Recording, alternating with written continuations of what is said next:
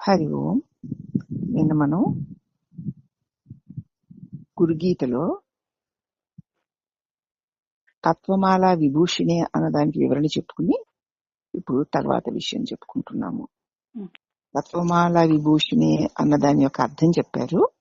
చెప్పిన తర్వాత ద్వయం వా ఇదగం సర్వం త్రివృత్తి త్రివృత్ చతుష్టం వా ఇదగం సర్వం ప్రాంక్తం వా ఇదగం సర్వం షట్కౌశికామిదం సర్వం అంటూ ఈ సర్వం అంతా ఎలా తయారైంది అన్నాన్ని వివరిస్తున్నారు. ఇక్కడ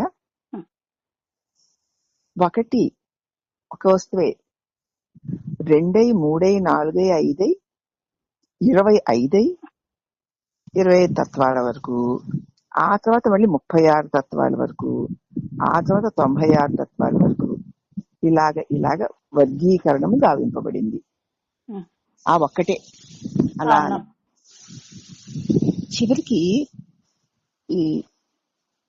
చివరికి సంఖ్యానకము అంతటిని దాటి అనంత తత్వాలైపోయి అనిర్వచనీయ స్థితిని అందుకుంది. ఇన్ని అని చెప్పడానికి వీలు లేని తత్వాలుగా, నిర్వచించడానికి వీలు లేనంతగా అయిపోయింది. ఈ విశ్వంలో ఏది ఒకదాంతో ఒకదాని దేన్ని ఇదని నిర్వచించడానికి వీలు లేకుండా స్థితి చెందింది. శివలింగం లాగా నిర అవయవమై ఉండదు. లింగానికి అవయవాలు లేవు కదా, ఉన్నది ఆదితత్వం ఒకటే ఉంది. అలాగా ఆదితత్వం అదే సర్వావయవ సంశోభితమై సుందర విగ్రహ స్వరూపమై ఉన్నది. ఈ విశ్వరూపంలో ఆదితత్వమైనటువంటి నిర అవయవమైనటువంటి మనకి దాన్ని స్ఫురింపు చేయడానికి లింగం అదే ఒక్కటే ఉన్నది. అది సర్వ అవయవ సంశోభితగా ఒక్కొక్కటిగా మార్పు అనేకమైపోయాయి కదా. ఎలా ఉందట, మనకి ఎలా అయితే ఇన్ని అవయవాలు శరీరంతో ఇన్నిటితో కూడి శరీరం ఉందో, అలాగే ఈ విశ్వమంతా సర్వ అవయవ సంశోభితమై విశ్వమనే సుందర విగ్రహ రూపంగా కనపడుతుంది. ఈ విశ్వమంతా ఈశ్వరుని యొక్క సుందరమైన విగ్రహ రూపం. అసలు దానికి ఏ ఆకారము లేదు, కానీ ఎప్పుడైతే ఆ తత్వాలుగా విభజించి చూడడం మొదలు పెడితే విగ్రహ రూపాన్ని ధరించింది. ఏ విగ్రహము? విశ్వరూప విగ్రహం. కనుక తత్వ సముదాయం అంతా ఆ పరమాత్మకి అలంకార ప్రాయమే. ఈ ఎన్ని తత్వాలైనా ఉండని అవన్నీ దానికి అలంకారాలే. అవన్నీ పరమాత్మకి అలంకారాలే అని చెప్పుకోవాలి. కాబట్టి ఈ విశ్వంలో ఎన్ని ఉన్నా అన్ని పరమాత్మ దేహమే ఈ విశ్వము. ఈ విధంగా వేరువేరుగా కనపడేవన్నీ ఆ పరమాత్మకి అలంకారాలు అని చెప్పుకోవాలి. మనం ఎలా చెప్పుకుంటాము? మనకి చెవులున్నాయి, ఒకళ్ళు చెవులకి ఏమీ పెట్టుకోరు, ఒకళ్ళు చిన్న దుద్దులే పెట్టుకుంటారు, ఒకళ్ళు ఏవో పెద్ద పెద్ద కమ్మలు పెట్టుకుంటారు. అలాగే ఈ చెవి నుంచి ఆ చివరి దాకా కన్నాలు పెట్టుకొని రకరకాలు పెట్టుకుంటారు. అవునా? పెట్టుకుంటారు. అలా ఒకే చెవికి ఎన్ని రకాల ఆభరణాలు పెట్టుకుంటారు చూడు. అలాగే శరీరంలో అన్ని అవయవాలకి ఆభరణాలు తగిలించుకుంటే అవన్నీ ఆభరణాలు తగిలించుకుని నీ ఆకారం. అవునా? అలాగే ఈ విశ్వంలో సమస్త ప్రాణికోటి అంటే మరి ప్రాణికోటితో కూడిందే కదా. సమస్తము కూడా పరమాత్మ యొక్క శరీరానికి ఆభరణాల వంటివి. జీవులందరూ విశ్వం అంటున్నాను కదా. అవయవాలు ఎవరికి ఉన్నాయి? అవయవాలు మనకున్నాయి. మనకు ఉన్న ఒక్కొక్క అవయవానికి అనేక ఆభరణాలు మనం ఎట్లా తగిలించుకుంటున్నామో, ఈశ్వరుడికి విశ్వం అనే శరీరం ఉంటే ఆ శరీరంలో ఉన్న సమస్త నామరూపాలు ఆయనకి ఆభరణాలు.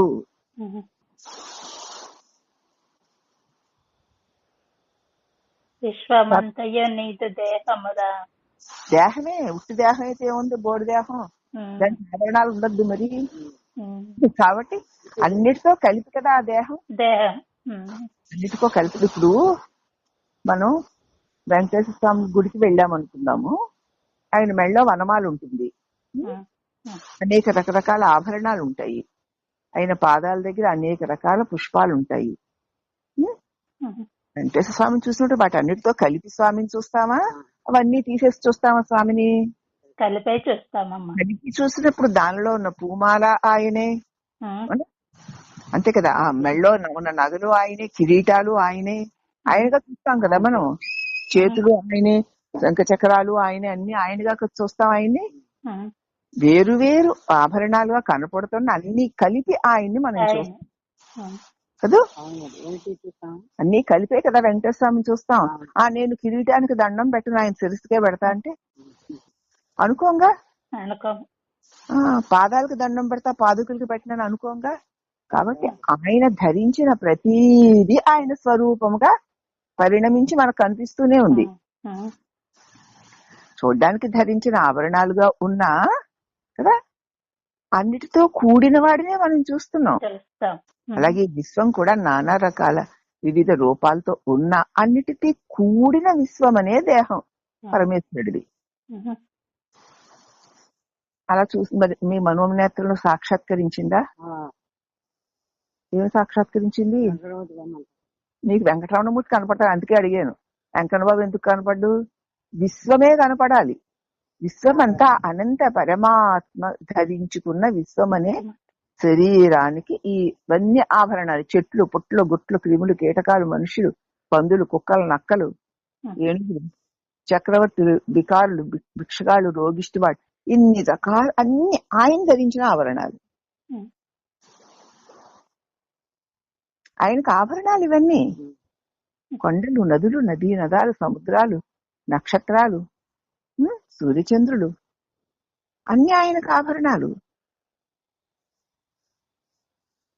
బుద్ధి బాగా వికసించాలి. అలా చూడగలగడం తేలిక కాదు. వెంకన్న బాబుని చూసేస్తారు, ఇంకెవరినో చూడమంటే చూసేస్తారు. అది చూడడమా? విశ్వం ఆయన శరీరము, దీనిలో ఉన్న ప్రతి జీవి ఆయన ఆభరణం అని చెప్తున్నాను. ఆయన ఎవడో ఇక్కడ వెంకన్న బాబు పేరు చెప్పినప్పుడు మాత్రం చూసేస్తాం. ఎందుకు కనపడదు? నీకంటే అసలు ప్రసంగం తెలియని వాళ్ళకి కూడా కనపడుతుంది. అవునండి, మా ఊళ్ళో వెంకన్న బాబు వచ్చి అలాగే ఉంటాడని. లోపల చెప్పట్లేదు, పైన మాత్రం లేదా ఏమిటి? చెప్తాం. చీమ, దోమ, కుక్క, నక్క అన్ని వ్యాపకత్వం కాదమ్మా, విశ్వం, ప్రపంచం అదంతా. అవునా? అంతా ప్రపంచమేనా? ఆ ప్రపంచం ఆయన శరీరం. ఈ జీవులన్నీ దానికి ఆభరణాలు. జీవుల్ని ఆభరణాలుగా ధరించాడు. ఇంకా మీ బుద్ధిలో సూక్ష్మత్వానికి వదిలేస్తున్నాను. ఇక నేను చూపించాను కదా దాన్ని. అద్భుత సర్వావయవ సంశోధితమై సుందరమైన విగ్రహ స్వరూపమై ఉన్నది ఈ విశ్వము. అవయవములు లేని శివలింగము వంటి ఏకమై ఉన్న తత్వము సర్వ అవయవ శోభితమై సుందర విగ్రహ స్వరూపమై ఉన్నది ఈ విశ్వము. కనుక మరి ఈ తత్వ సముదాయం అంత తత్వం అని, తత్వ 4 తత్వాలు, ప్రాణాలు, అపానాలు, ధ్యానాలు, విధానాలు, అట్లా జీవకోట్లు, ఇవన్నీ కూడా పరమాత్మే అలంకారాలు. అవునమ్మా. సర్వ అలంకారాలతో విశేష సౌందర్యమును గూర్చున్నవి కంఠాభరణాలు కదా. కనుక తత్వములన్నీ హారములే మాలగా ఆయనకు సౌందర్యమును గూర్చుచున్నమని చెప్పుకోవాలి. ఈ చెప్పక్కర్ లేకుండానే విశ్వమే రూపముగా కలిగిన వాడు అనేసరికి ఈ విశ్వమంతా ధరించిన అనంతుడు నీకు, విశ్వాన్ని శరీరంగా ఆభరణాలుగా ధరించిన అనంతుడు నీకు సాక్షాత్కరించాలి. సాక్షాత్కరించాడమ్మా వెంకన్న బాబు. మరి అల్లంలో పొలంలో మనకు సాక్షాత్కరిస్తాడు. సర్వాలంకారాలతో విశేష సౌందర్యములు కూర్చున్నవి ఏవి? అలంకారం అన్నిట్లోనూ గొప్ప శోభనిచ్చేవి ఏవి అంటే కంఠాభరణాలు. వేసుకుని గొలుసులే ముందు కనపడతాయి ఎవరికైనా. హారం అండి, పైన నెక్లెస్ అండి, ఆ పైన కంటండి, ఆ పైన అడ్డిగండి, ఆ తర్వాత ఒక హారం అండి, ఆ తర్వాత ముత్యాల హారం అండి, తర్వాత రవ్వల హారం అండి, ఆ తర్వాత నవరత్నాల హారం అండి, ఆ తర్వాత పొడుగంటి కాసులు పేరండి. మొట్టమొదటి అవే చూస్తాం కదా. తర్వాత గాజుల, గీజుల, మిగతావన్నీ తర్వాత చూస్తాం. కాబట్టి ఈ సర్వ అలంకారాల్లో విశేష సౌందర్యమును గూర్చున్నది కంఠాభరణాలు కదా.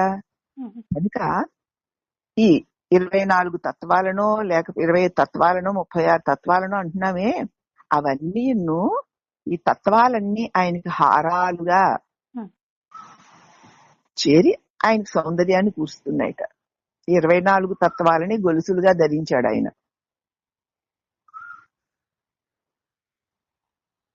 అదే తత్వమాల విభూషిణే.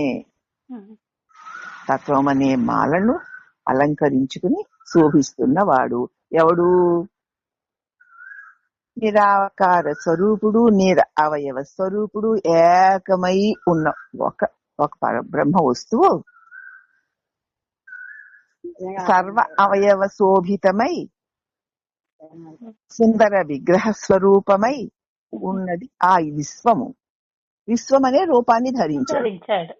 రూపం లేనివాడు ధరించిన తర్వాత మిగతా తత్వాలన్నీ ఆయనకి అలంకారాలు. ఎలాగయ్యాయంటే అన్ని అలంకారాల్లోనూ మరి హారాలే గొప్పవి కాబట్టి, కంఠాభరణాలే గొప్పవి ముందు ఆకర్షిస్తాయి కాబట్టి ఈ 24 25 తత్వాలు లేకపోతే 36 తత్వాలు ఎన్ని చెప్పుకున్నా ఆ తత్వాలన్నీ ఆయనకి మరి హారాలుగా మాలలుగా సౌందర్యాన్ని ఇస్తూ శోభింపజేస్తున్నాయి. ఇక 4వది భుక్తి ముక్తులు. ఒక శ్లోకానికి అర్థాలు 4 పాటలుగా తీసి 4వది ఇది. శరీరధారులైన సమస్త జీవులకు భుక్తి క్రియ ప్రధానం. శరీరం ధరించిన ప్రతి ఒక్కరికి కూడా భుక్తి ఆహారం కావాలి. అది క్రియ చేసుకోవాలి, దాన్ని సంపాదించుకోవాలి. పని లేకుండా కదలకుండా నీ దగ్గరికి రాదు ఆహారం. కాబట్టి అది క్రియ ప్రధానం.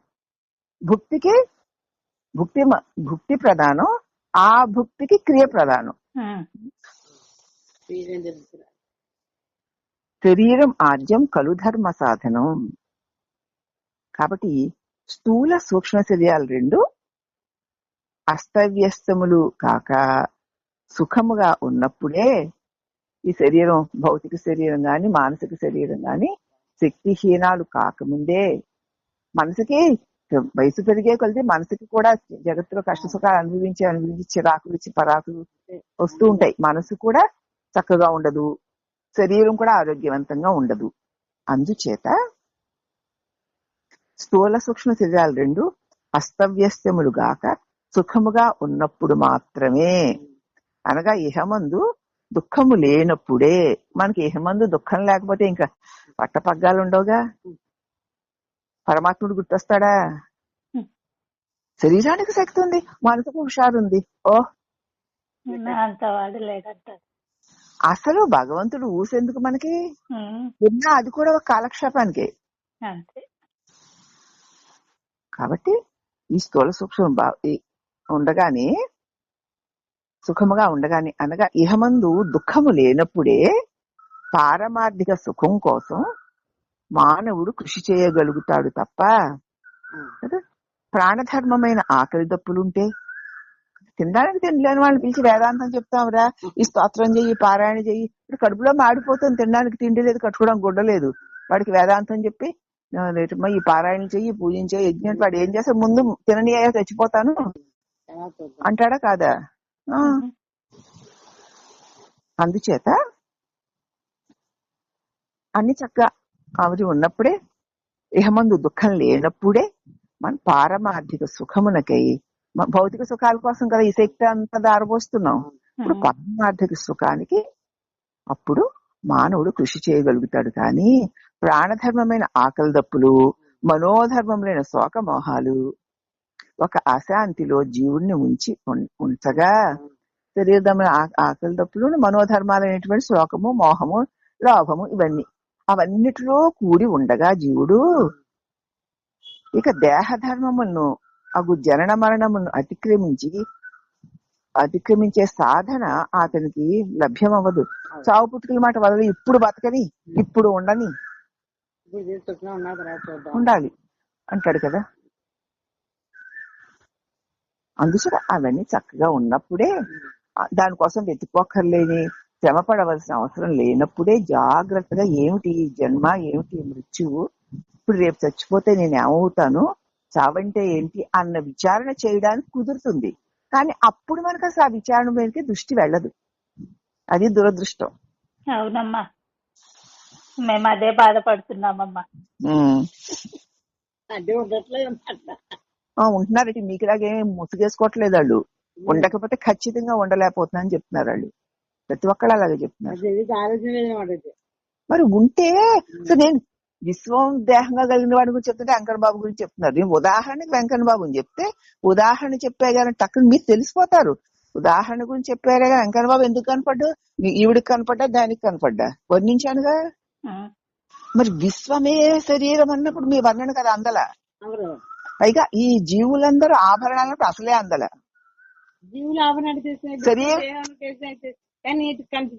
అందదు ఈ బొమ్మ మాత్రం అందిస్తుంది. అక్కడే ఉంది బుద్ధి ఎంత మందంగా ఉందో, విశాలం అవ్వలేదు అని. చదువుతుంటేనే ఆ విశ్వమనే దేహాన్ని ధరించిన సుందర రూపుని నిండా ఈ సమస్త జీవులు తత్వాలు ఆభరణగా శోభిల్లిపోతూ వెలుగొందిపోతున్నాడు. నా అంత దృష్టికి గోచరమయ్యాడు. వాడు అలా చెప్తే నీకు అర్థమవుతుంది. ఇలా చెప్తే కల్లో కూడా వచ్చిస్తాడు వెంకన్న బాబు ఎందుకు రాడు. సచ్చిదానంద పరబ్రహ్మం ఉన్నాయి కదా. సచ్చిదానంద పరబ్రహ్మం అంటే నీకు తెలిస్తే ఆ తెలిసిన దాని ఏంది ఇవి ఉన్నాయి అని మీకు ఊహించచ్చు. అదేదో తెలియకుండా ఇవన్నీ దాని మీద ఉన్నాయి దానిలో ఉన్నాయంటే అది తెలియాలి ముందు మీకు. ఆ మాటే తెలుసు గాని అది తెలియదు. అది తెలిస్తే దాని మాట తెలుసు. మరి ఇవన్నీ దాని ఎందే ఉన్నప్పుడు మీకు దాని ఎందే ఉన్నట్టు తోచాలిగా, అనుభవానికి వచ్చేయాలిగా వెంటనే. అదే పరబ్రహ్మము దాని ఏంది ఇవన్నీ ఆభరణాలుగా ఉన్నాయి అని తోచాలిగా. వెంకన్న బాబు బొమ్మకి ఉన్న ఆభరణాలే తోస్తున్నాయి తప్ప సచ్చిదానంద పరబ్రహ్మే కదా. మరి సచ్చిదానంద పరబ్రహ్మమునందే విశ్వమన్న దేహము నిండా ఈ జీవులందరూ ఆభరణాలుగా ఉన్నారని తక్కువ చేయాలి. బుద్ధి వెళ్ళదు కనుక ఆ బుద్ధి అక్కడ ఆ రూపానికి పరిమితం అయిపోయిన బుద్ధి విస్తరించలేదండి. ఊహ. ఒకవేళ మీరు విస్తరించాను తెలుసుకున్నాను అది ఊహే, అది సత్యం కాదు. అందుచేత వినగానే వచ్చేయాలి, అనుభవం వచ్చేయాలి. ఇంకా అంచేత సరేలండి వదలండి, ఆ విషయం వదిలేయండి. అంటే శరీరము మనసు స్థూల శరీరము సూక్ష్మ శరీరము చక్కగా అస్తవ్యస్తం అయిపోకుండా సుఖంగా శక్తివంతంగా ఉన్నప్పుడే, ఇహమందు దుఃఖము లేనప్పుడే అట్టి పరమాత్మ స్వరూప సుఖమునకై మానవుడు కృషి చేయగలుగును గాని ప్రాణధర్మమైన ఆకలి తప్పులతోటి మనోధర్మాలైన శోకమోహాలతోటి ఉన్నప్పుడు ఒక అశాంతిలో జీవుడు మునిగి ఉండగా దేహధర్మములకు జనన మరణముల గురించి అతిక్రమించి ఉన్నటువంటి ముక్తికి సంబంధించిన సాధనలు చెప్తే ఏమర్థం అవుతుంది వాడికి. కనుక ప్రాణమనోధర్మమును అధిగమించు శక్తి అతడికి కలగాలి ముందు. ఇది ప్రాణధర్మము, ఇది మనోధర్మము కదా. ఆ ధర్మాన్ని అధిగమించి, అది పరమాత్మ అంటే సచ్చిదానం అంటే ఏమిటో మీకు తెలియాలి ఖచ్చితంగా. అలాగే ప్రాణమనోధర్మమును అధిగమించే శక్తి అతనికి కలగాలి. ఆకలి దప్పుల యొక్కయు శోక మోహముల యొక్కయు బాధ ఎలా కలగాలి? గురు బోధ ఉంటేను. ఆకలి దప్పుల యొక్కయు శోక మోహముల యొక్కయు బాధ ప్రారబ్ధానుసారము జీవుడు అనుభవించి తీరవలసిందే. ఇవాళ ఆకలితో బాధపడవలసి ఉంటే, దప్పికతో బాధపడవలసి ఉంటే, అలాగే దరిద్రంతో బాధపడవలసి ఉంటే, అలాగే మరి శోకం దుఃఖంతో మోహంతో రాగంతో ద్వేషంతో వాడు దొరలవలసి ఉంటే, ఇది ప్రారబ్ధానుసారం జీవుడు వచ్చేస్తుంది, అతడికి అనుభవించి తీరవలసిందే. కానీ వానిని అనుభవించే దాని పట్ల అందరూ అధోగతి పాలవుతున్నారు. ఇదే అనుభవించవలసి వస్తుంది. ప్రారంభవశాన అందరికీ కష్ట సుఖాలు వస్తాయి, ఆకలి దప్పులు ఉంటాయి, రాగద్వేష మోహాలు మతమాశ్చర్యాలు ఉంటాయి కదా. అలాగే మంచి మంచి గుణాలు ఉంటాయి, పెద్ద భక్తి ఉంటుంది కదా, అవన్నీ ఉంటాయి. అవి ప్రారంధానుసారం వస్తాయి. అవి వచ్చినప్పుడు వస్తూ ఉంటాయి, దాన్ని తప్పించడానికి లేదు. కానీ వానిని అనుభవించే పట్ల ఉండవలసిన మానసిక స్థితి, అది ఆ మానసిక స్థితిని బట్టి వాడు అనుభవిస్తూనే ఉంటాడు. గాని మరి ఈ సత్యం తెలియని వాళ్ళు పడిపోతున్న అల్లకల్లోలాలు కళ్ళబొల్లి కబుర్లు వాడి దగ్గర ఉండవు. ఉండవు. మమ్మల్ని మేము చూసుకుంటే తెలుస్తుంది కదమ్మా. మరి వాడికి బాధలు ఉన్నవా అంటే ఉంటాయి, బాధలు ఉంటాయి కదా, అన్ని ఉంటాయి. కానీ మరి శరీరాన్ని పట్టుకుని లోకాన్ని పట్టుకుని తిరిగిన వాళ్ళు ఆ సమయానికి వాళ్ళు పడిపోతున్న అల్లకల్లోలాలు అక్కడికి ఉండవు. వాటి పట్ల వాటిని అనుభవించేటప్పుడు ఉండవలసిన మానసిక స్థితి అనగా అయ్య బాబా ఏమైపోతుందో ఇలా అయిపోతున్నాయి, మాలా అయిపోతున్నా, అయ్యేలాగే ఇలా అప్పుడు అలా అయింది కూడా ఇప్పుడు ఇలా అల్లకల్లోలం. ఏమీ లేనప్పుడే వచ్చేస్తాయని ఊహించుకుని అల్లకల్లోలం పడేవాళ్ళు మీద వచ్చాక ఊరుకుంటారా? అల్లకల్లోలు పడిపోతూ ఉంటారు. అయితే వాటిని అనుభవించే పట్ల ఉండవలసిన మానసిక స్థితి అనగా తితీక్ష, ఓర్పు. గురు పరమాత్మ అతనికి అనుగ్రహింపగలుగుతాడు. సద్గురుని ఆశ్రయిస్తేనే అటువంటి తితీక్ష, ఓర్పు నువ్వు ఎందుకు కలిగి ఉండాలో, ఎలా కలిగి ఉండాలో, ఎలా దాన్ని నేర్పిస్తాడు ఆయన.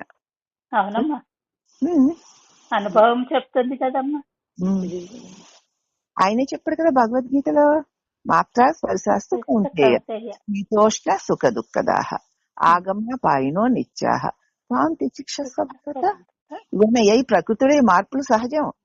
అలాగే ప్రకృతి శరీరం ఒకటే గనక ప్రకృతిలోని మార్పులు శరీరాల్లో కూడా ఉంటాయి. కాబట్టి అక్కడ మార్పులు వస్తాయి, ఇక్కడ మార్పులు వస్తాయి. శీత ఉష్ణ సుఖ దుఃఖాలు ఇవన్నీ శరీరానికి, స్థూల శరీరానికి. సుఖ దుఃఖాలు మనసుకి గత అనుభవపు గుర్తులు, ఇప్పుడు అనుభవించినవి మనసులో సుఖ దుఃఖాల రూపంలో వస్తాయి, వెలుపల శీత ఉష్ణాల రూపంలో వస్తాయి. ఇది ప్రకృతి గనక ఇటువంటి మార్పులు సర్వ సహజం గనక ఆ వచ్చేవి ఏంటంటే వాళ్ళ ప్రారంధాలను అనుసరించి కొందరికి ఎక్కువ, కొందరు తక్కువ.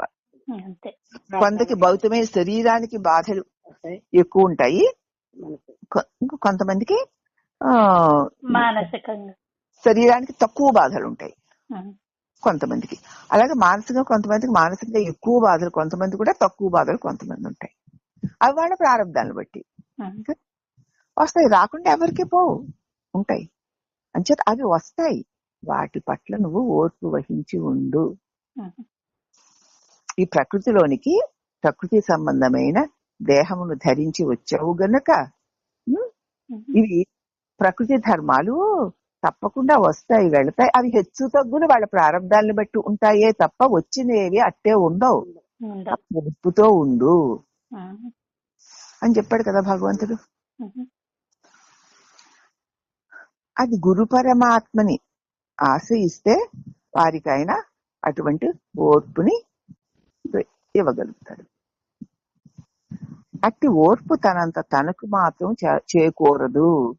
నీకు నిజానే ఓర్పు పడదామంటే ఓర్పు పట్టలేవు, అవ్వదు నీ వల్ల. అలానేవే చేసేసుకోలేవు. గురు మంత్ర అనుష్ఠాన పరులకు మళ్ళీ అవలేలుగా సిద్ధిస్తుంది. గురు మంత్రం గురువు మీద అనన్యమైన భక్తి ఉంటే, పరమాత్మ మీద పూర్తి భరోసా మనం పెట్టుకోగలిగితే వాళ్ళకి అవలేల వచ్చిందా. ఇప్పుడు ఇది ఇంతే చెప్పిన మొక్కలన్నీ స్వామి ఇది ఇలా ఉండదులే, చాలా వేదాంతం అర్థమైతే ఇంక నేనేం చావను. ఓహో వచ్చిందా రాణి, ఇది ఇలా ఉండదులే అని నేర్పుతాడు గురువు. అప్పుడు ఆ సమయానికి బుద్ధి శుద్ధిగా ఉన్నవాడికి గుర్తొస్తుంది. గురువున్నా, మంత్రమున్నా, బోధలున్నా శుద్ధిగా లేనివాడికి గుర్తు రాదు. కాబట్టి ఆ గురువు మంత్రం లేనివాడంతా వీడు అంతే. గురు మంత్రం ఉన్న వాళ్ళందరూ, గురువు ఉన్న వాళ్ళందరూ కూడా అలా నిలబడి ఉంటారు అనుకోకండి. ఉండలేరు, వాళ్ళకి గుర్తురాదుగా. అందుకో బుద్ధిలో శుద్ధి లేక వాళ్ళు గురుబిడ్డలే. అల్లకల్లోలు పడితే మరి ఆ గురుబిడ్డలు అంటారు, వీళ్ళు ఇలా ఉన్నారంటే అంటారు అందరూ. ఉండడం అయితే గురుబిడ్డలుగా ఉన్నారు కదా. ఒక్క బుద్ధిలో గురువు చెప్పిన వాక్యం పట్ల ఒక్క ఆచరణ లేకపోవడం బుద్ధి శుద్ధి పడకపోవడం వల్ల ఆ ముందు వాడికి పని చేయలే. ముందు పని చేయాలంటే మరి పద్ధతి ప్రకారం వాడాలి కదా. వాడకపోతే కుదురుతుంది. ఉంది మంచి మందే, ఎంతో ఖరీదైన మందు ఎక్కడి నుంచో తెప్పించాం, హిమాలయాల్లో నుంచి. అదట ఇంతమంది బోళ్ళు ఖరీదట, వాడితేనట గుండ్రా అయిపోతాడట. వాడాలి, పచ్చం చెయ్యాలి, చేస్తే ఫలితం ఇస్తుందా? మేము తెప్పించేస్తాం బోళ్ళు డబ్బులెట్టి అంటే తగ్గిపోతుందా? మేము వేసుకుంటూనే ఉన్నామండి, పచ్చం చెయ్యం, ఎలా తగ్గుతుంది? గురువు ఉన్నా కూడా అంతే, మందులు అంటే వాడే గురువు. ఎలా వాడుకోవాలో చెప్తారు, అలా వాడుకుంటే అది పనిచేస్తుంది.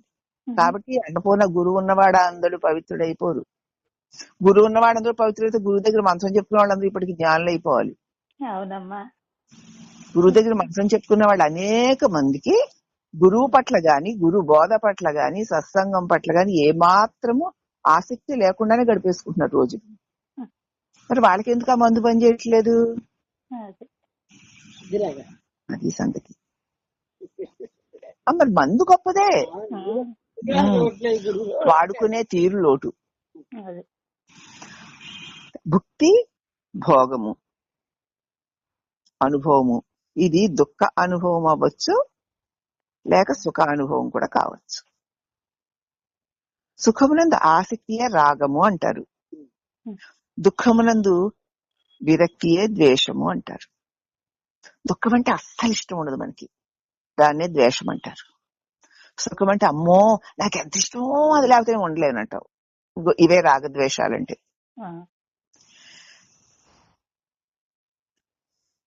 అయితే గురువు యొక్క కృప శిష్యుని అంతఃకరణమునందలి ఈ రాగద్వేష మాలిన్యములను నివర్తించడం ద్వారా గురువేం చేస్తాడు? ఆశ్రయించిన శిష్యులకి అంతఃకరణలో ఉన్నటువంటి రాగద్వేషములను నివృత్తి చేయిస్తాడు తను చెప్పిన బోధల ద్వారా. వాడు చెప్పినట్లుగా వీడు చేస్తున్నాడు గనక శిష్యుని శోకమోహములను తొలగద్రోయగలుగుతాడు. వాడు చేస్తుంటే పోతుంది. ఆకలి తప్పుల వల్ల గాని, శోకమోహముల వల్ల గాని కలుగు అశాంతి ఈ విధముగా గురు కృప చేత నివారణ చేసుకోగలము. ఇక భుక్తిని ప్రసాదించుట అనగా సుఖ దుఃఖాదులను అనుభవించడంలో, ఇప్పుడు మనకు సుఖము దుఃఖము అనుభవిస్తున్నాం అనుకో, దానిలో శాంతి సహనములను ప్రసాదిస్తాడు. దుఃఖాలను అనుభవించేటప్పుడు సహనాన్ని, సుఖాలను అనుభవిస్తున్న పొంగిపోకుండా శాంతిగాను ఉండడం నేర్పుతాడు. వచ్చాయా సరేలే, ఏ పుణ్యవశానో వచ్చాయి, దాని పట్ల ఏమి విర్రవీగకు అంటాడు. అవునా?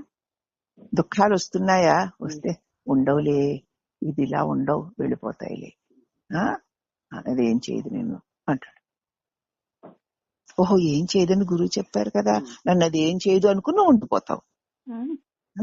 గొప్ప భాగం వచ్చింది, ఆహా ఓహో అని పొంగుతుంటే ఆహా సంతోషం సంతోషం, అవునా సరేలే ఈశ్వరుడు అనుకున్నాడు, అయ్యిందమ్మా, దానికి ఏముంది అంటుంది అంటాడు. అంటే పొంగకే వేరు మొహం అని. అప్పుడు ఇంకా నీ పొంగు కాస్త మరి పొంగే పాల మీద నీళ్లు జల్లినట్లుగా అది అణిగిపోతుంది. అంటే ఏంటన్నమాట, దాని మీద ఉన్న మేగడ బయటికి పోదు, లోపల ఉండి సారవంతం అవుతావు. అశాంతి ఆ విధంగా గురుకృప చేత నివారణ కాగలుగుతుంది. భుక్తిని ప్రసాదించుట అంటే ఏమిటంటే సుఖ దుఃఖాలను అనుభవించడంలో శాంతి సహనము ఎలాగా వహించి ఉండాలో ఆయన నేర్పిస్తాడు. అలాగే భుక్తిని ప్రసాదించుట సుఖ దుఃఖే సమయకృత్వ లాభాలాభో జయాజయో అన్నాడు కదూ. సుఖ దుఃఖాలయందు అనియు సమత్వం యోగముచ్యతే అనియు శ్రీ గీతయందు పరమాత్ముడు చెప్పాడు కదా, సుఖ దుఃఖాలయందు కదా సమబుద్ధి కలిగి ఉండు అని చెప్పాడు కదా. ఇట్టి సమత్వము గురుకృప లేకపోతే సిద్ధించదు. ఎలా ఉండాలంటే ఆయన వివరించి చెప్పాడు. ఓహో సుఖాలు వచ్చినప్పుడు మనం ఇలా ఉండాలి, దుఃఖాలు వచ్చినప్పుడు ఇలా ఉండాలి. ఇప్పుడు దుఃఖాలు వచ్చాయి కదా, గురువు ఎలా చెప్పాడు అలా ఉండు. అందుకే నీ సమస్యకి భగవద్గీత తీస్తే సమాధానం దొరుకుతుంటే భగవంతుడు అక్కడ పెట్టి ఉంచాడు. భగవద్గీత గుర్తురానని నేనేం చేయలేను, పాపం వాసుదేవుడు కూడా ఏం చేయలేడు. భగవద్గీత అక్కడ గుర్తొస్తుంది. గుర్తొచ్చిన ఏ పెంటల్లో పడేస్తాము అయ్యి. నువ్వు చెప్తున్న శ్లోకం ఎక్కడుందో తెలిస్తే దాన్ని ఆచూకీ ఎప్పుడన్నా చూస్తేగా అది ఎప్పుడు తీస్తావు, తీసి ఎప్పుడు చదువుతావు, చదివి ఎప్పుడు అర్థం చేసుకుంటావు? ఈ సొదంతా పెట్టేలోగా ఆ పడిదొల్లి అరవడైనయ్యి.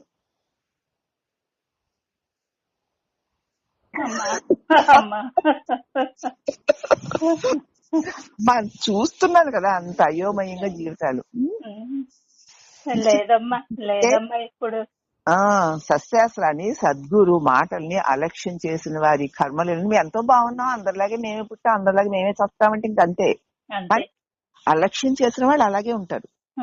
ఆ సమయంలో మనం లక్ష్యం పెట్టామనుకో, ఆ సమయం వచ్చేసి టక్కున ఆయన నేను స్ఫురింపజేస్తానన్నాడు. లోపల అది గుర్తొస్తా, భగవంతుడు ఎంత కరుణ, అదే కదా భగవంతుడు చెప్పాడు అని నీకు వెంటనే గుర్తొచ్చేస్తుంది. అప్పుడు నుంచి రారవు.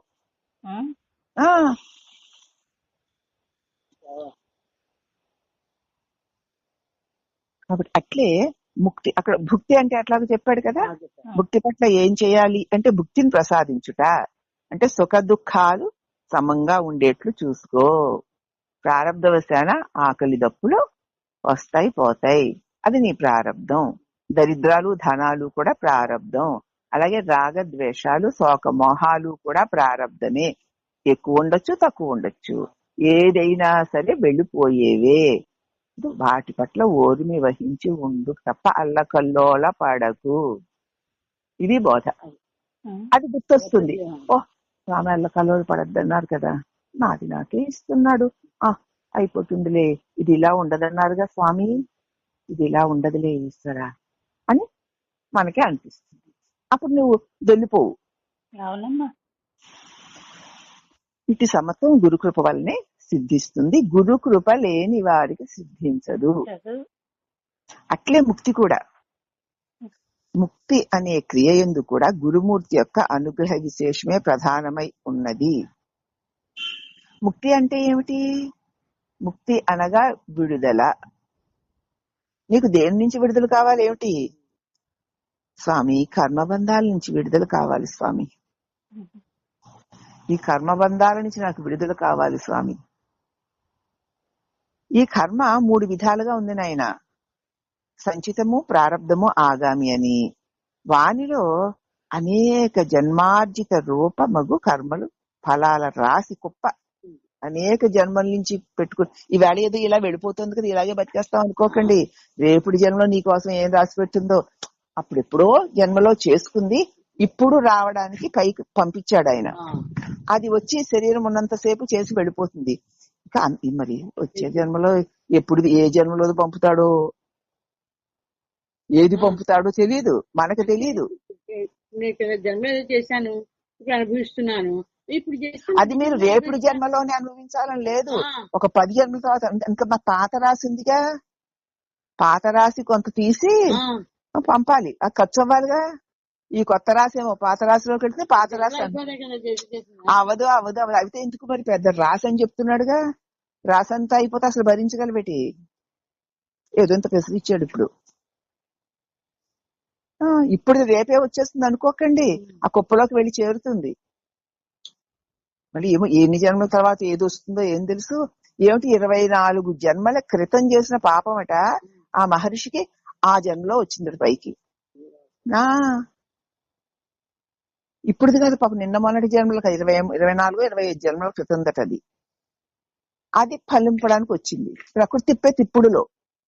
అప్పుడు వచ్చింది అది. ఏది ఎప్పుడు వస్తుందో ఎవరికి తెలుసు అంటారు. అదే ఇప్పుడు అంటే ఇప్పుడుది కాదు, ఎప్పుడుదో పోయిన జన్మ అనేక జన్మలకు వెనక్కి కూడా వెళ్ళాడు ఆయన.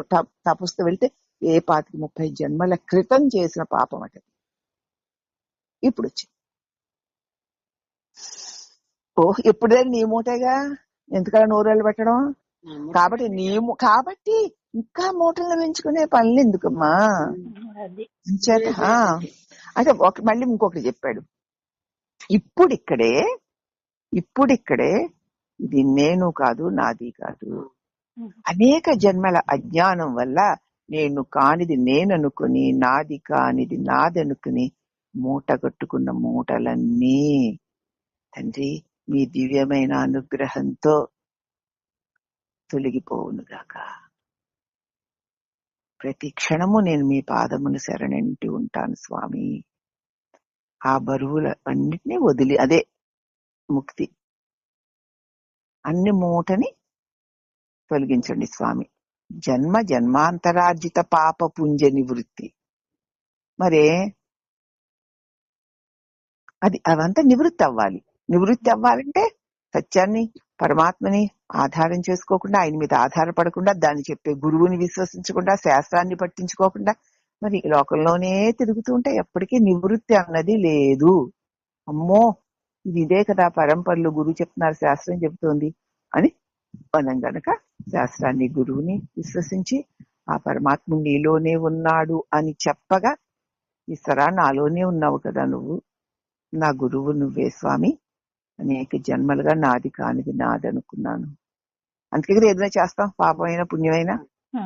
నావి కానివి నావనుకుని ప్రపంచంలో ఏది నాది కాదు స్వామి, కొన్ని నావనుకుని మూట కట్టుకున్నాను స్వామి. అసలు ఈ శరీరం కూడా ఈ ప్రపంచంలో భాగమే తప్ప నాది కాదు స్వామి, నాదే నేనేననుకుని మూట కట్టుకున్నాను స్వామి. నాది కానిది నాదిగా చేసుకుని, నేను కానిది నేనుగా చేసుకుని, ఇదంతా నువ్వే నీదే అయితే దొంగిలించాను, హరించాను, పరమ పాపం చేశాను. దానివల్ల అనేక జన్మలలో అనేక కర్మలు చేశాను.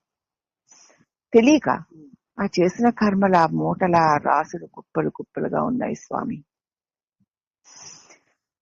ఏమో ఎన్ని జన్మలకి తిప్పుతాయో తెలియదు స్వామి. కాబట్టి నాటికిప్పుడే నీ శరణు వేడదా కృష్ణ భక్త ప్రియ అని ఆర్తితో, తపనతో నిరంతరము నీలో ఉన్నటువంటి ఆ పరమాత్మని ప్రార్థిస్తూ పోగా, పరమాత్మ యొక్క నీవు సిన్సియర్ గా ఎవరు చెప్పారని కాకుండా నీలో ఉన్నటువంటి ఆవేదనతో నువ్వు ప్రార్థిస్తూ పోతే ఆ పరమాత్ముడు ఏం చేస్తాడు, ఇవి ఎప్పటికి అవుతాయో, ఏంటి జన్మలు వస్తాయో, ఇంకా ఈశ్వరా భయంగా ఉంది తండ్రి రక్షించు అంటూ ఉండగా ఆయన అపార కరుణావృష్టిని నీ మీద కురిపించి నీకు 100 గడ్డి మేట్లైనా సరే చిన్న అగ్గి పొల్లతో కాల్చి వేస్తున్నట్లు నీ జన్మలన్నిటినీ కూడా క్షణంలో భస్మీపట్లం చేస్తాడు. దానికి నిదర్శనం ఏమిటి కదా, అళగమ్మ తల్లికి భగవాన్ చేసింది. 3 గంటల సేపు శిరస్సు మీద, హృదయం మీద చెయ్యి పెట్టి ఎన్ని 100 జన్మలో అనుభవించాలి ఆవిడ. సాక్షాత్తు పరమాత్మని గర్భంలో ధరించి కన్న తల్లికి కూడా అన్ని జన్మలున్నాయి. ఎవరికి హాని చేయలేదు, ఎవరిని చూసి ఈర్ష్య పడలేదు, ద్వేషం పడలేదు, ఒకరిని తిట్టలేదు, ఒకరిని శపించలేదు, ఎవరిదో కావాలని ఏడవలేదు, ఎవరికో ఏదో పెట్టానని గొప్పలు పోలేదు. అసలు ఏదిస్తే అదే తింది, ఎలా ఉంటే అలాగే ఉంది.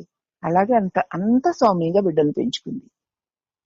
అలాంటి తల్లికి కూడా 300-400 జన్మలో ఉన్నాయట.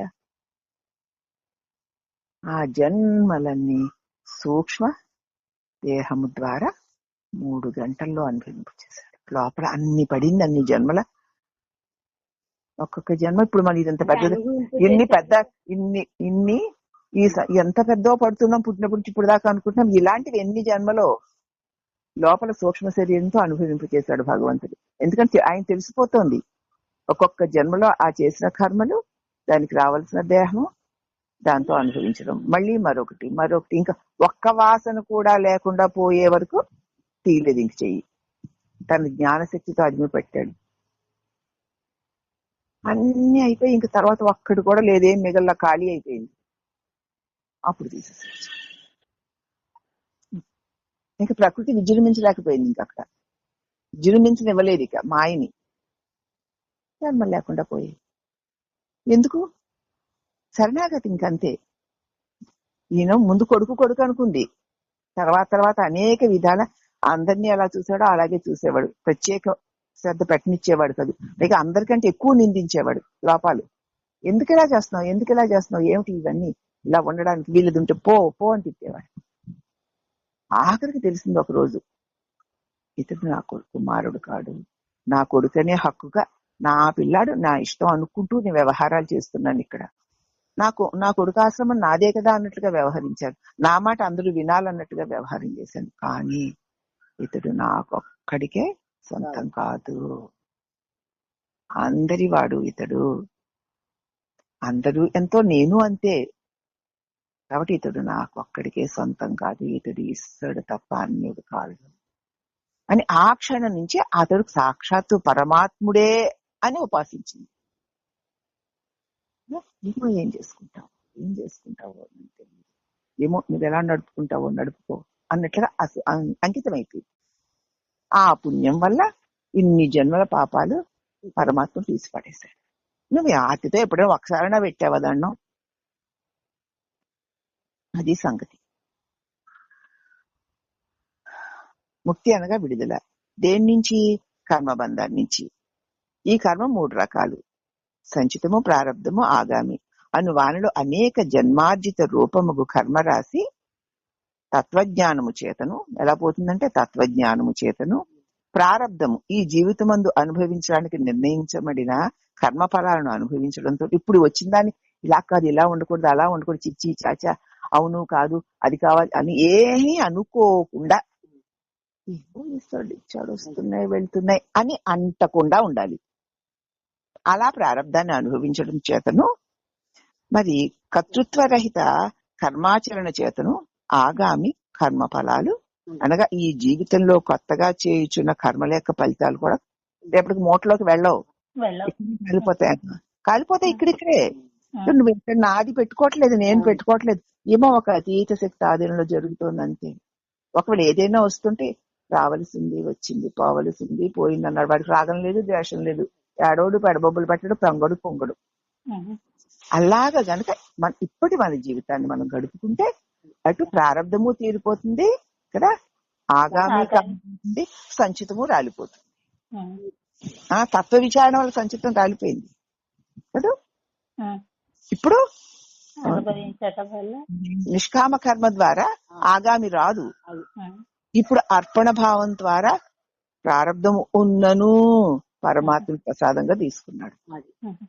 3 దాని.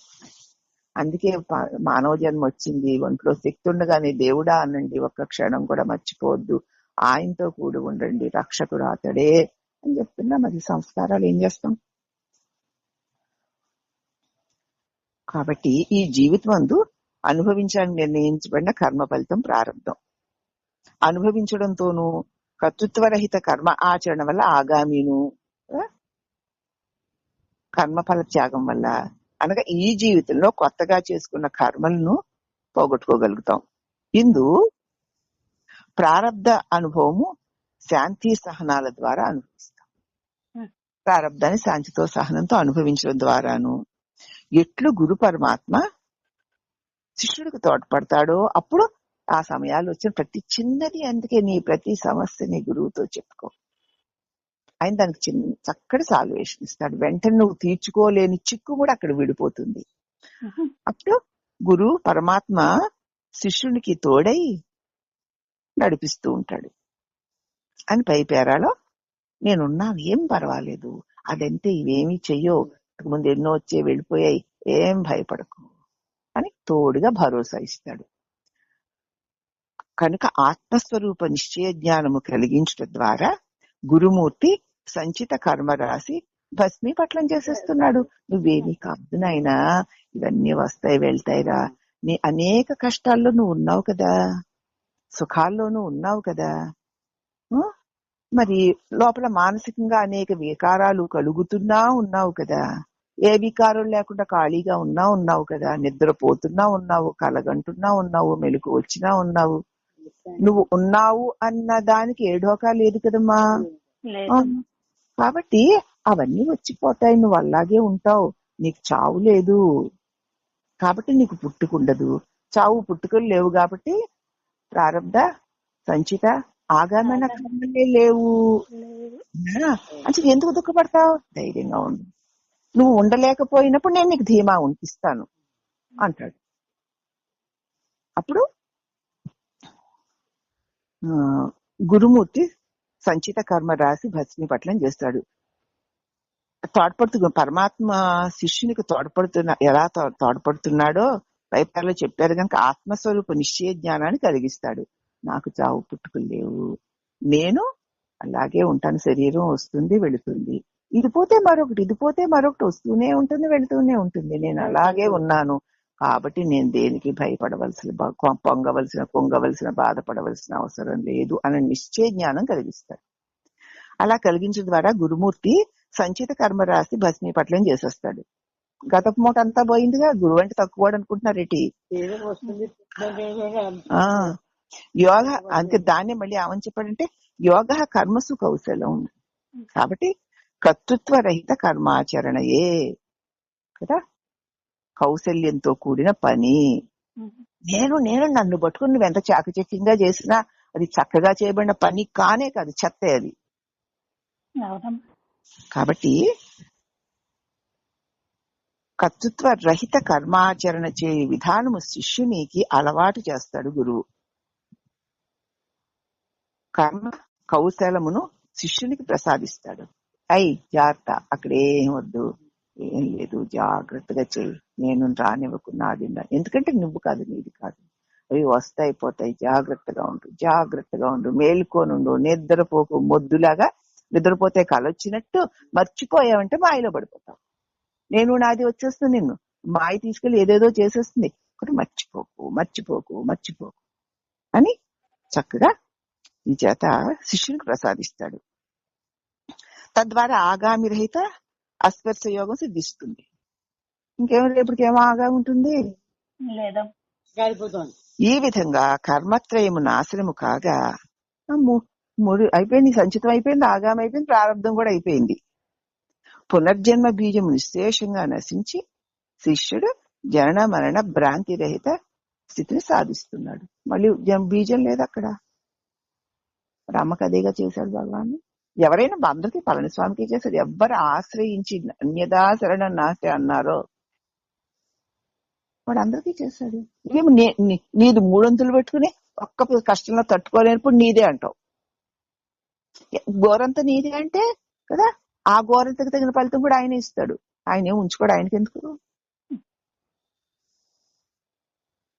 కనుక గురుమూర్తి భుక్తి ముక్తులు రెండింటినీ ప్రసాదించువాడుగా ఈ శ్లోకముందు చక్కగా అభివర్ణించారు. ఈ విధముగా సగుణ నిర్గుణ రూపములలో, సగుణ రూపంలోనూ నిర్గుణ రూపం, సగుణ రూపంలోనే చెప్పాక విశ్వమే ఆకారముగా జీవులనే ఆభరణాలుగా తన ఆభరణాలు పడేసుకుంటాడు. మీ ముక్కు ముడిపోతే ఊరుకుంటారు మీరు.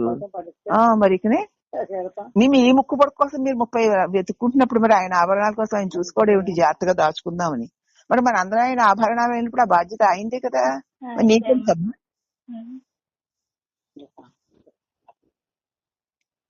కాబట్టి సగుణ రూపంలో ఈ విశ్వమంతా ఆయన ఆభరణాలే, ఈ జీవులందరూ ఆయన తత్వాలే. ఆయన అలంకరించుకున్నాడు మనలందరినీ, ఆయన సంరక్షించుకుంటాడు.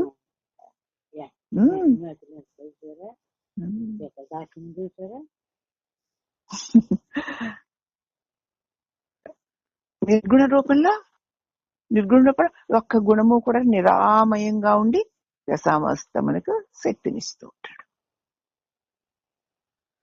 భక్తి ముక్తులు ప్రసాదించు సద్గురుమూర్తికి అహరహము గురుసేవ, గురుమంత్రము, గురునిష్టయందు ఏమరక భజించు శక్తి యుక్తుల కోసం ధ్యానిస్తూ ఉండుముగా. అటువంటి అఖండత్వాన్ని ప్రసాదిస్తూ సదా రక్షిస్తూ నన్ను గాఢాలింగనం చేసుకుంటూ, నేను నువ్వు వేరు అని నేను దేవుణ్ణి అనుకుంటున్నా, ఆయన ఎప్పుడూ నన్ను వేరు చేసి చూడలేదు.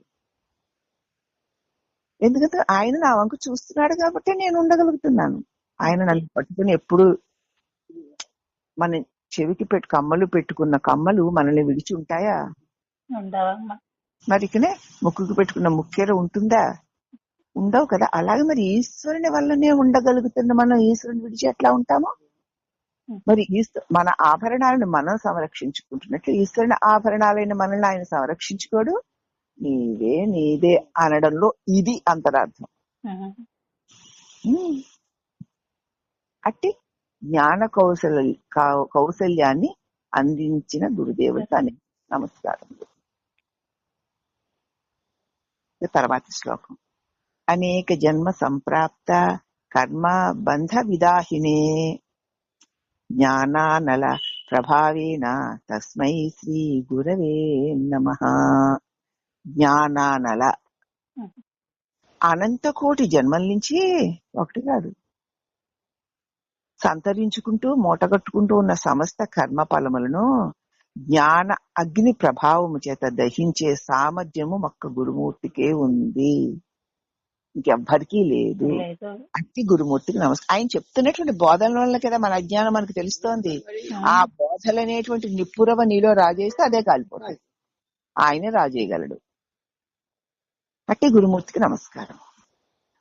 ఇక్కడ విశేష వివరణ, క్రైస్తవ మహమ్మదీయ మతముల తప్ప ప్రపంచములో, క్రైస్తవ మతము మహమ్మదీయ మతములు తప్ప ప్రపంచంలో కొంచెం ఇంచుమించుగా అన్ని మతములు పునర్జన్మ సిద్ధాంతాన్ని అంగీకరిస్తూనే ఉన్నాయి.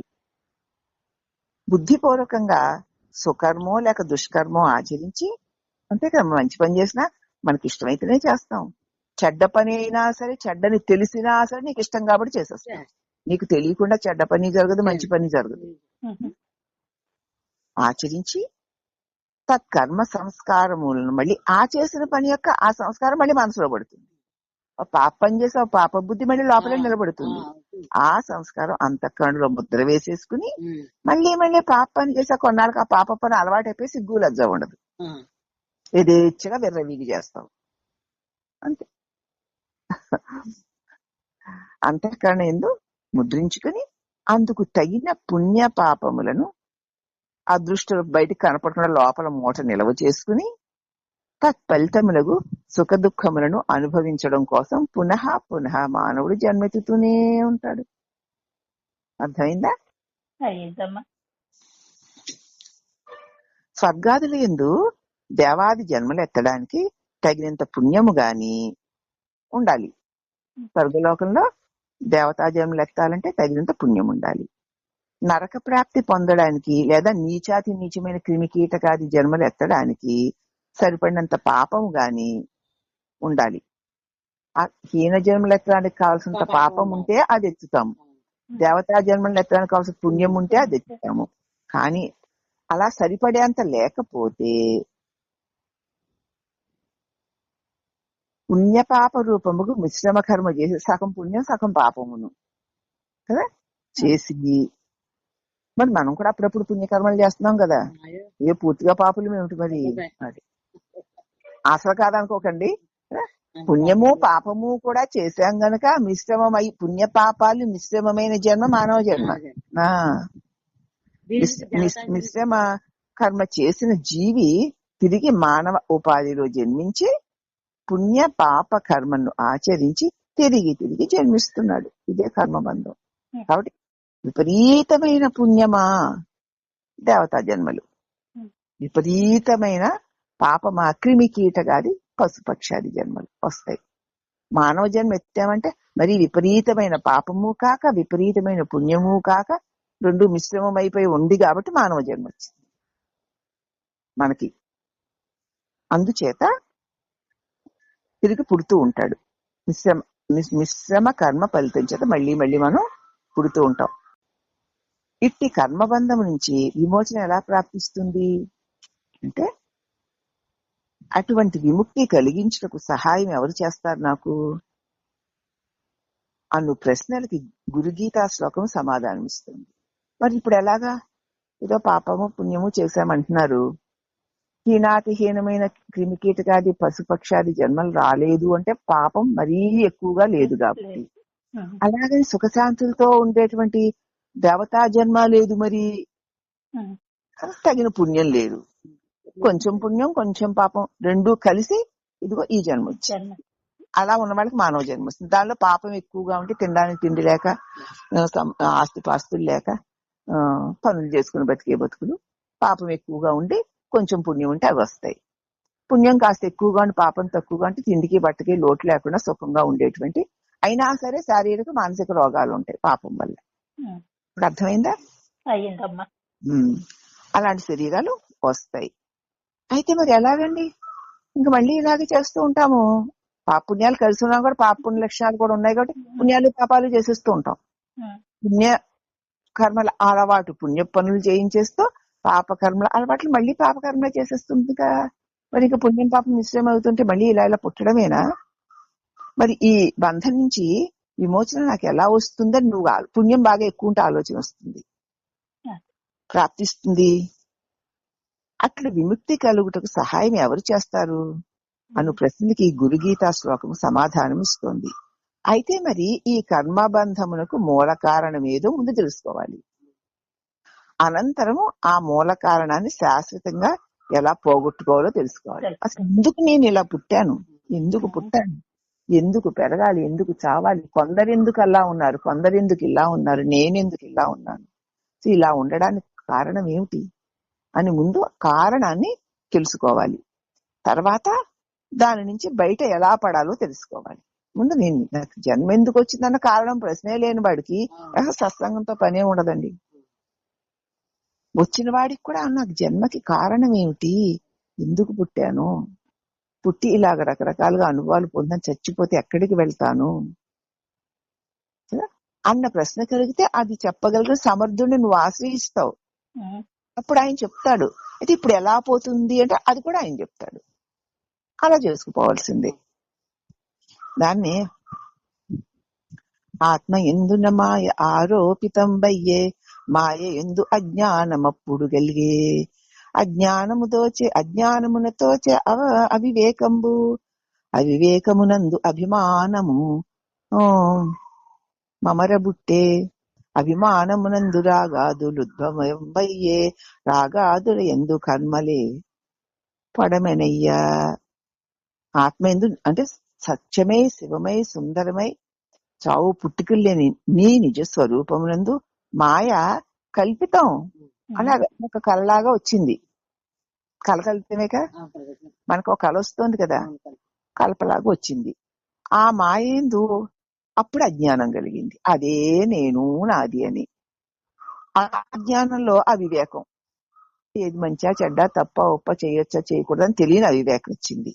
ఆ అవివేకం వల్ల అభిమానం వచ్చింది. ఆ అభిమానం వల్ల రాగాదులు, నేను నాది, ఇది అవును అది కాదు ఇది కాదు వచ్చింది. దాని ఎందు బట్టి దానికి తగిన పాప పుణ్యపు కర్మలు వచ్చాయి. ఆ కర్మలు బట్టి మళ్ళీ జన్మలు వచ్చాయి. ఒక కళ వచ్చిందండి మీకు, దానిలో ఇవన్నీ వచ్చాయండి. ఎప్పుడైతే ఇది కళ అని తెలుస్తుందో కళతో పాటు అన్ని పోతున్నాయా. అలాగే ఈ మెలకు కూడా ఆ కళే కూడా. ఆ కళ ఇప్పుడు నేను చిన్మయ స్వరూపమైన ఆత్మను అంటున్నారు కదా, అదేదో ఏదో అయిపోయాను అంటున్నారు కదా, అది నువ్వైతే మరి ఇది నువ్వెందుకయ్యా, ఇది నువ్వు ఎందుకు అవుతున్నావు అంటే అజ్ఞానము వల్ల, ఆరోపితం మాయ వల్ల. ఇది వచ్చినట్టు ఇది సత్యం అన్నట్టు, నాకేం లేవు అసలు అన్నట్టు. మరి కళ అంతే కదా అన్నట్టు వచ్చింది. ఆ వచ్చిన దానిలో మాయ వల్ల అజ్ఞానం వల్ల వచ్చింది. దానివల్ల అవివేకం వచ్చింది. అంటే ఏది నేనో ఏది నేను కాదో తెలుసుకోలేకపోయాను. దానివల్ల అభిమానం వచ్చింది. ఏది నేను అనుకుంటున్నానో దాని మీద అభిమానం. దానివల్ల ఏమో రాగాదులు, ఇష్టమైన వాటి పట్ల మోహం, మరి ఇష్టం లేని వాని పట్ల ద్రోహం పుట్టాయి.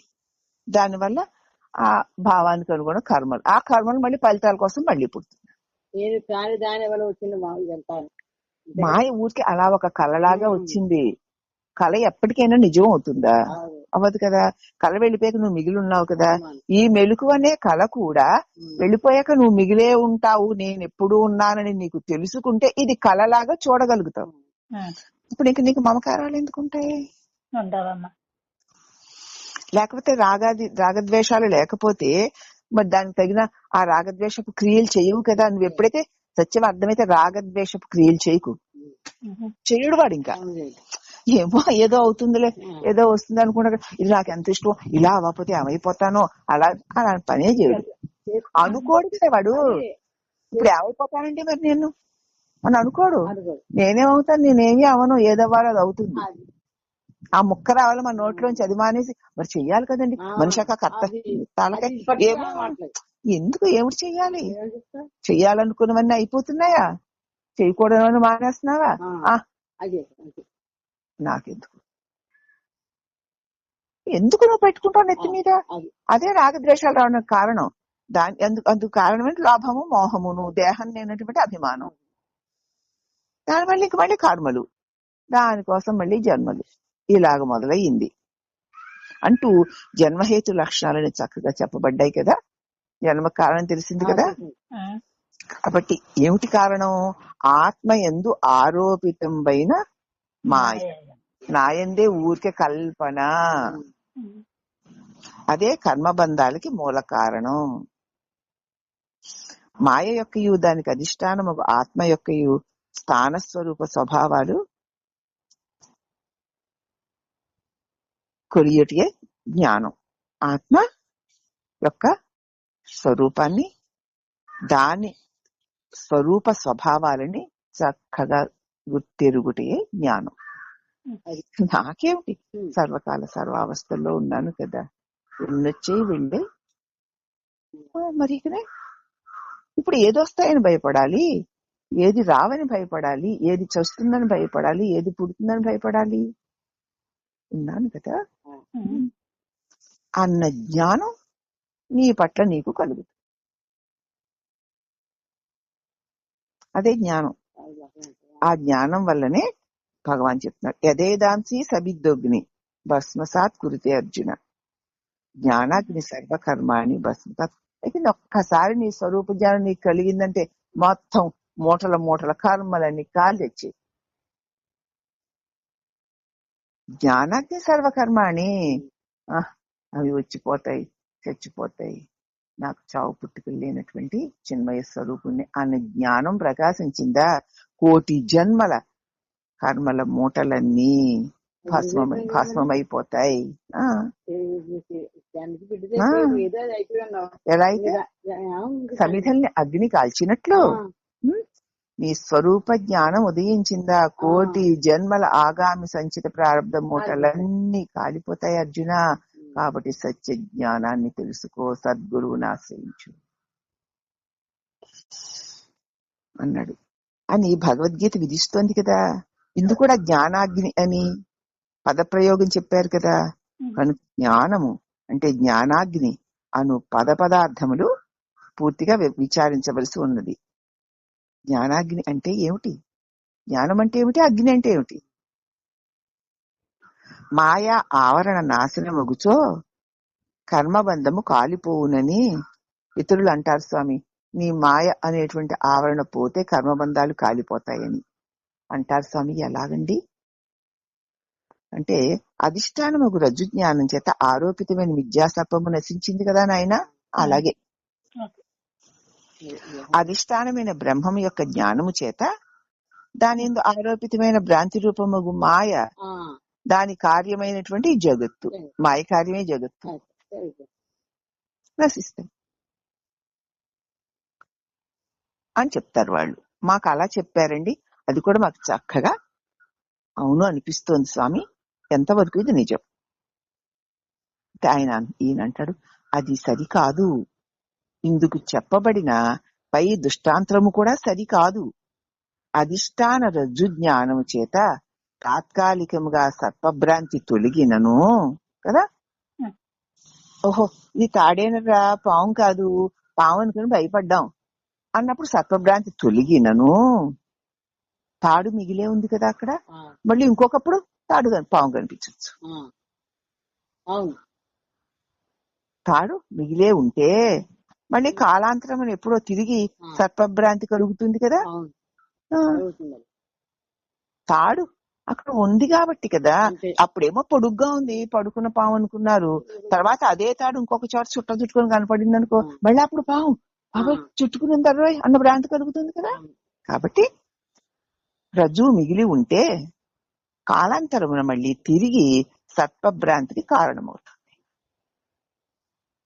కనుక అధిష్టాన బ్రహ్మము నెరుగుట వలన మాయావరణము శాశ్వతముగా తొలగజాలు. ఇప్పుడు మనకు తెలిసిందిగా అధిష్టాన బ్రహ్మము ఓ సచ్చితు సిత్తు ఆనందం అంటున్నారు, ఆకాశం అయిపోతున్నానమ్మా, వ్యాపించిపోతున్నాను అదంటోంది.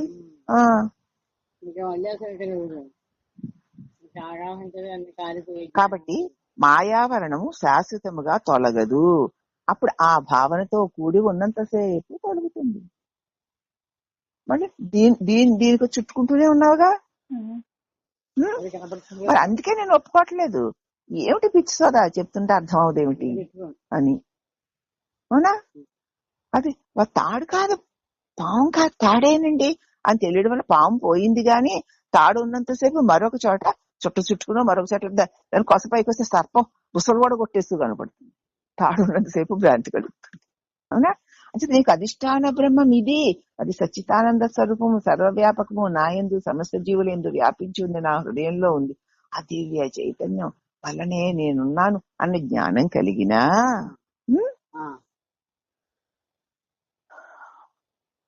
మాయావన శాశ్వతంగా పోదు.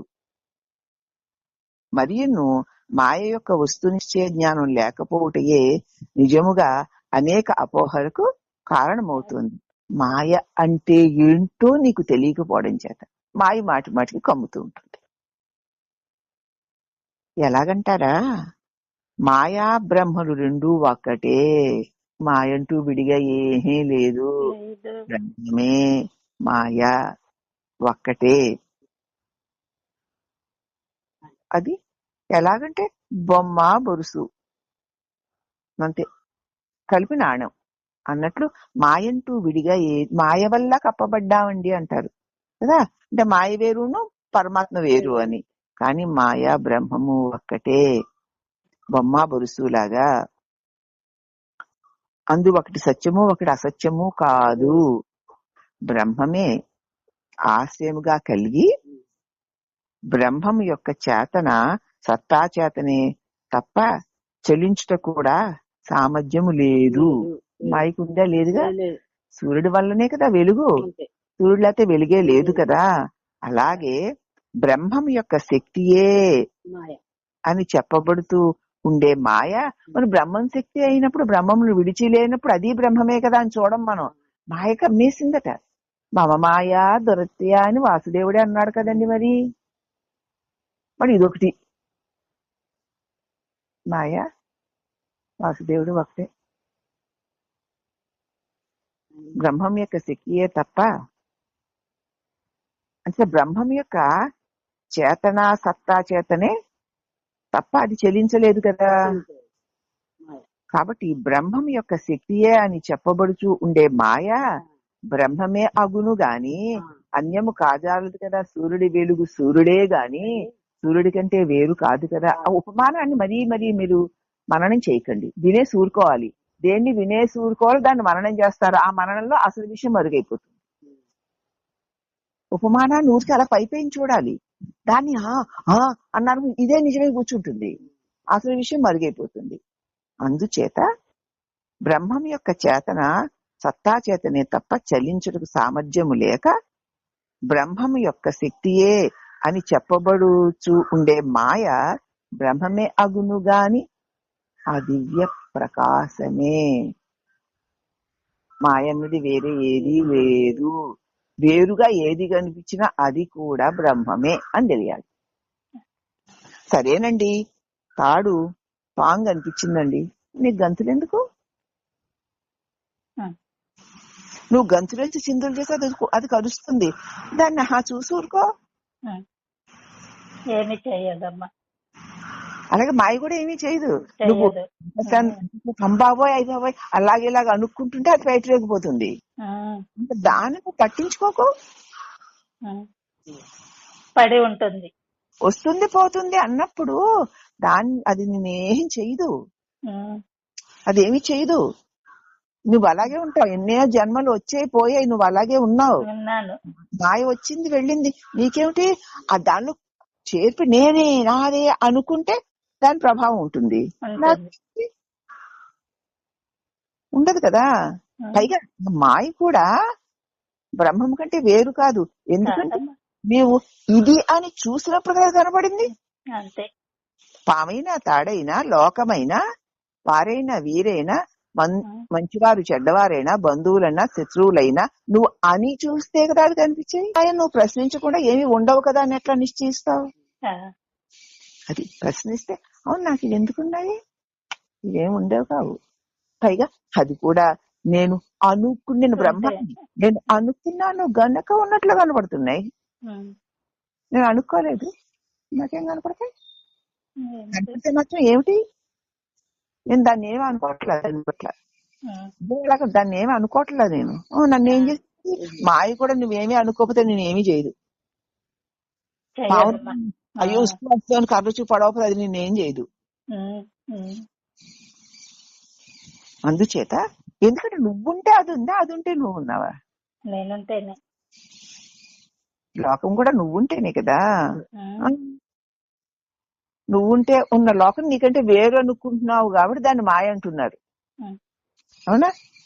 నిన్ను ఆశ్రయించుకొని నీవు అనుకుంటే ఉండగలుగుతుంది, నీకంటే వేరుగా నువ్వు అనుకోకపోతే పోతుంది. అది నీకంటే వేరైతే పోకూడదు, అనుకోకపోతే పోతుందిగా. అందుచే నేను అనుకుంటే ఉంటుంది, అనుకోకపోతే ఉండదు. అది అంత ఆ జగత్తంతా కూడా నేను అనుకోవడంలో ఉంటుంది. అనుకోకపోతే పోతుంది. ఇక అది నన్నేం చేస్తుంది? అది నా మీద ఆధారపడిందా, నేను దాని మీద ఆధారపడి ఉన్నాను అని బ్రహ్మం యొక్క చేతనా సత్తా చేతనే తప్ప చలించాల్సిన సామర్థ్యం లేక బ్రహ్మం యొక్క శక్తియే అని చెప్పబడుతూ ఉండుటే మాయ. బ్రహ్మమే అవును గాని అది బ్రహ్మము కంటే వేరు కాదు. బ్రహ్మం అంటే నేనే నాకంటే వేరు కాదు. అన్యము అంటే సర్వ సిద్ధాంతముననే విరుద్ధమై అద్వైత హాని ఘటిల్లుతుంది. నాకంటే అది వేరే అన్నామనుకో, ఇంకా అద్వైతం ఏది? అది నువ్వు ఇద్దరు ఉంటారు.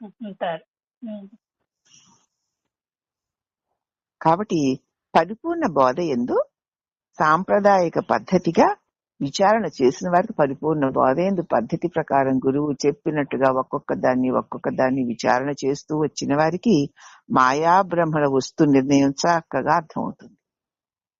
మాయ అంటే ఇదనమాట, బ్రహ్మం అంటే ఇదనమాట. మాయా బ్రహ్మము వేరు కాదు. నేను నా నీడలాగా, నేను నా ప్రతిబింబంలాగా, పరమాత్ముడు ప్రపంచము ఒకటే. అవునా? అలాగా పద్ధతి ప్రకారం గురువుని ఆశ్రయించే శ్రద్ధా భక్తులతో ఎవరైతే వివరిస్తూ విచారణ చేస్తూ వస్తారో అటువంటి వారికి మాయా బ్రహ్మల వస్తుంది అతి తేలికైపోతుంది. మాయా బ్రహ్మల రెండింటి యొక్క అఖండత్వ దర్శనమే జ్ఞానం. మాయా బ్రహ్మ రెండు లేవు, ఉన్నదొక్కటే అన్న తత్వ దర్శనమే నిజమైన జ్ఞానం. అట్టి అఖండ జ్ఞాన రూపమైన వస్తువుకి, అంటే అఖండ రూపమైన ఎరుకకి పరిపూర్ణ పరబ్రహ్మమునందు మూలము గాని కొనకు ప్రవేశించుటకు స్థానము గాని లేదని, అనగా మూలము లేని ఈ గుర్తెరిగే శరీరమే లేదని తెలియటే జ్ఞానాగ్ని. అసలు లేనే లేదా పరిపూర్ణ బ్రహ్మంలో. ఒకవేళ ఉన్నట్టు తోస్తుంది అంతే. ఒక మంచి ఫిల్మ్ వచ్చిందమ్మా, రిలీజ్ అయింది, అది చూస్తున్నంత సేపు అది సత్యమే నిత్యమే ఉన్నట్టు తెలుస్తూ అనిపిస్తూ దాని ప్రభావానికి లోనవుతూ ఉంటాం కదా. అది అసలు లేనే లేదా, జరగనే లేదు, దానిలో ఉన్న పాత్రలేవి లేనే లేవు, అసలు ఉన్నట్టు అక్కడ కనపడుతున్నాయి. ఈ ప్రపంచం కూడా అంతే. అలాగా చూడగలగాలి. మరి బుద్ధి విశ్వం ఈ శరీరం అంటేనే మన బుద్ధి చూడలేకపోయినప్పుడు మరి దీన్ని అలా చూడగలగడం అంటే ఎంత సూక్ష్మత్వం రావాలి మన బుద్ధికి. లేదే లేదు, అది కల్పన. ఈ జగత్ కల్పనకు మాయావి ఎవరు? నేననే అహంకారం. వీడంత గొప్ప డైరెక్టర్ ఎవడు లేడు. వాడున్నంతసేపు సినిమాలు తీస్తాడు, అందరినీ భ్రమింపు చేస్తాడు. ఇక్కడ వీడున్నంతసేపు ఈ జగత్ అనేటువంటి సినిమా కల్పిస్తూ ఉంటాడు. దానిలో ఏమి రావు, అలా ఏవో చూస్తూ ఉంటాడు, మళ్ళీ కల్పిస్తూ ఉంటాడు, చూస్తూ ఉంటాడు, కల్పిస్తూ ఉంటాడు. వాడి కల్పన ఆగిపోతే తప్ప ఇది పోదు. ఎవడీ కల్పించేవాడు? దేవుడు అంటారు. ఎవడా దేవుడు? దేవుడు అలానకు, దేవుడు అని అనేవాడెవడు అని వెళ్ళాలి వెనక్కి. సృష్టి అంతా ఎవరు కల్పించారండి, ఎవరు చేశారండి? భగవంతుని యొక్క మాయ. వేదాలు శాస్త్రాలు చెప్తున్నాయి కదండి, భగవంతుని యొక్క మాయా శక్తి చేత ఈ జగములు యుగములు నిర్మింపబడ్డాయి అంటున్నారు కదండి. పరమాత్ముడి యొక్క మాయ కదండి ప్రపంచమంతాను, ఆయన కదండి కల్పించాడు అంటారు. అవును కదండి, మీరు పరమాత్మ కల్పన కాకపోతే, పరమాత్మ చేయకపోతే మనం ఎక్కడ చేయగలమండి? ఈ సృష్టిని నడిపిస్తున్నవాడు పరమాత్ముడే కదండి అని అనుకుంటావా లేదా? ఆ సినిమానంతా నడిపిస్తూ శత్రువుల్ని, మిత్రుల్ని, యుద్ధాలని అన్నిటినీ మరి నడిపించేవాడు వాడు డైరెక్టరే కదా, అవునా? అవునమ్మా. మరి దీనంతా కూడా పరమాత్ముడే నడిపిస్తున్నాడండి, అంతా ఆయనేనండి, ఆయనదే. ఆయన కాకపోతే మనం ఏం చేయగలం? ఆహా, పరమాత్మ ఏమి నీ లీల, ఏమి నీ చిత్ర విచిత్రాదమైన నీ జగన్ నిర్మాణము, ఏమి నీ గొప్పతనము, ఏమి నీ ఘనత అనుకుంటూ ఉంటాం. ఎవరో నానాడు తిక్కదే ఎవడైనా అన్నాననుకో, పరమాత్ముడండి. ఆహా, ఎక్కడుంటాడండి? సర్వాంతర్యామి అండి. అయితే నీలో కూడా ఉన్నాడు కదా. ఉన్నాడు కాబట్టే నేను ఉన్నానండి. నిజమే, కానీ ఉన్నాడు కాబట్టే నేనున్నానని ఎవరంటున్నారండి అంటుంది నాలాంటి పిచ్చిది. నేనేనండి. నేనెవరో చూడంటాడు భగవాన్. నేనే లేకపోతే జీవుడైన నేను, వాణి అయిన ఈమెను, ఆ పరమాత్ముడు, ఆయన యొక్క సృష్టి కల్పనలోని అద్భుతాలు, మాయ, ఇవన్నీ ఉన్నాయా? లేవమ్మా. ఎవరికి? నాకు. నేనెవరు అని చూస్తే కల్పన ఆగిపోయింది. చూడడానికి మళ్ళీ వీడే మాయావి అయిపోయి జగత్తంతా కల్పించేసి దేవుడు చేశాడంటాడు. మళ్ళీ వాడి జోలికి రాకుండా ఉంటాం కదా అని. అందుకే మాయావి అన్నారు. అన్నిటినీ చూపిస్తుందండి మన అహంకారం. తన్ను చూపించదు, తన తప్పులు చూపించదు, తన మోహాలు వ్యామోహాలు చూపించి అన్నిటినీ చూపిస్తుంది. తన్ను చూసావా అది చావాలి, దాని నాటకం బయటపడుతుందని. మాయావి ఎవరు కదా, నీ అహంకారమే. ఈ జగత్తు సృష్టికర్త నువ్వే. మాయ అంటే ఏమిటనమాట? నీ వాసనలే రకరకాలుగా ఇలా ఇలా విజృంభింప చేసుకుని వ్యవహారాలు చేస్తున్నావు. మాయావీవ విజృంభయత్యపి మహాయోగి వయస్వేచ్ఛయ కదా. ఎలాగా బీజస్యాంతిరివ అంకురం, బీజంలో నుంచి అంకురం వచ్చి వృక్షమైనట్లు కదా. ప్రాజ్ఞిర్వికల్పం, ప్రాజ్ఞుడనైన నిద్రలో స్వరూపమనే ఉన్న నా నుంచి, నిర్వికల్పమైన నా నుంచి నేనన్న అహం భావన లేచి, అదే మాయ. మహాయోగి ఒక యోగి స్వేచ్ఛతో అక్కడ 1,000 మందికి భోజనం అరేంజ్ చేసినట్టు భావంతో, ఒక మాంత్రికుడు ఏమీ లేని దానిలో ఏవి పుట్టించినట్టు కనిపిస్తున్నట్లు ఈ అహంకారం అనే మాయావి ఈ జగత్ కల్పనంతా చేసుకుని చేసి చేసి చేసి మళ్ళీ రాత్రి నిద్రలో తనలోనికి ఈ వృక్షసారం అంతా విత్తనంలోకి నిక్షిప్తమైనట్లు మళ్ళీ నీలోనే పెట్టుకుంటున్నాం. మళ్ళీ ఆ విత్తనం ఎన్ని యుగాల తర్వాత వేసినా ఆ మొక్కే వస్తుంది. అవునా? ఇప్పుడు ఎవరు మాయావి? మాయావి యొక్క ఆ మాయావిని విడిచిలేదుగా. లేదు. ఈ జగన్మాయ, ఈ జగత్ సృష్టికర్త ఎవడో ఆ మాయ కూడా వాడిదే. మాయ వేరు, ఈశ్వరుడు వేరు ఎట్లా అంటావు? బుద్ధి లేక, ఆ బుద్ధికి సూక్ష్మత లేక దెబ్బల్లా కట్టేసుకుని అదే గొప్ప గొప్పది అనుకుంటున్నారేమో. ఏమిటి, ఏం జ్ఞానం కలిగింది? ఎప్పటికప్పుడు అదే బాగుంటుంది. ఏం బాగుంటుంది? ఎవరు నేను కదా. ఆ నేనం తప్ప ఇక లోకాలు అబ్బా స్వైర విహారం చేసి వస్తాం. ఇంకెన్నున్నా చెప్పేస్తాం వేదాంతాలు. నిన్ను ముట్టుకోకపోతే 3 గంటలన్నా మాట్లాడతావు. నువ్వేం చేసావనేసరికి అంతే. స్థాణు ఏం చెప్పమంటావు? ఈ క్షణం ఎవరు నేనే. అహంకారం, ఈ నేను శుద్ధ నేను కాదు. అహంకార పిశాచము, దెయ్యము. ఎవరా అని పరిశీలిస్తే పారిపోతుంది. అది చేస్తున్న ఆట ఇదంతా. బ్రహ్మదేవుడికి, విష్ణుదేవుడికి, శివదేవుడికి ఏమిటి పనులు? పరమాత్మ నిర్వికారము, నిశ్చలము, నిరంజనము, నిరాకారమై బ్రహ్మానందమై ఉన్నాడు. జడమైన శరీరం ఉన్నానని కూడా తెలియకుండా ఉంది. ఈ ఆట ఆడేవాడు దానికి దీనికి మధ్యన నేను వచ్చి ఈ అహంకార పిశాచం ఈ దేహాన్ని నట్టుకుని ఈ కల్పనలన్నీ చేసుకు తిరిగి పోని ఉంటుందా అంటే మళ్ళీపోతుంది. అందుకే మాయా పిశాచం అన్నారు. మాయ అంటే పిశాచం. ఎవరి పిశాచం అంటే నీ అహంకారమే. మరి ఇంకా ఎన్నాళ్ళు దెయ్యాలని ఉంచుకున్నామంటే ఈ శవాల్ని మోస్తూనే ఉండాలి.